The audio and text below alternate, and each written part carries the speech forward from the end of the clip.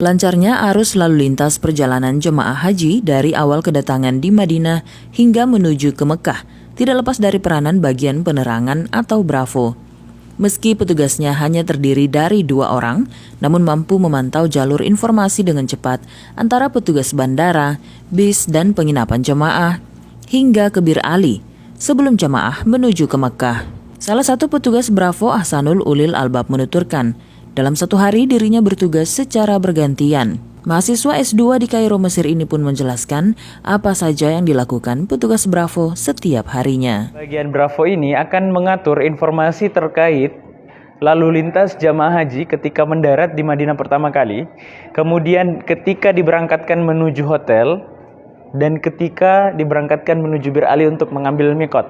Kalau kita bayangkan, sebenarnya itu cukup sederhana apabila dengan jumlah jamaah yang puluhan atau ratusan. Tetapi kali ini kita melayani 200.000 lebih daripada jamaah Indonesia, sehingga alur informasi itu akan sangat amat vital ketika menghindari penumpukan atau kekacauan jalur.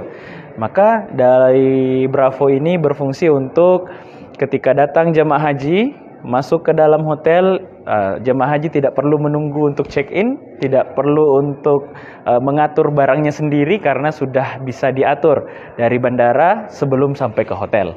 Nah, jadi jemaah bisa langsung beristirahat atau langsung beribadah ketika sampai di kota Madinah. Pria 27 tahun kelahiran Makassar ini juga mengungkapkan meski hanya bertugas menyampaikan informasi lalu lintas kendaraan jamaah, namun ia merasa bersyukur bisa melayani jamaah haji yang tiba di Madinah. Di PPIH ini adalah pengalaman saya yang pertama. Senang sekali ya, karena kita pertama bisa melayani jamaah, apalagi jamaah haji.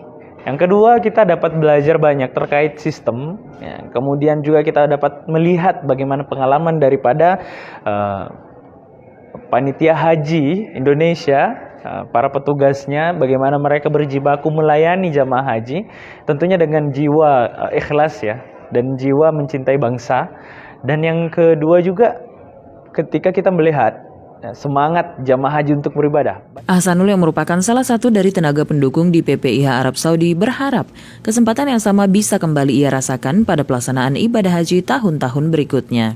Dari Madinah, Arab Saudi, Karnila Kandi melaporkan.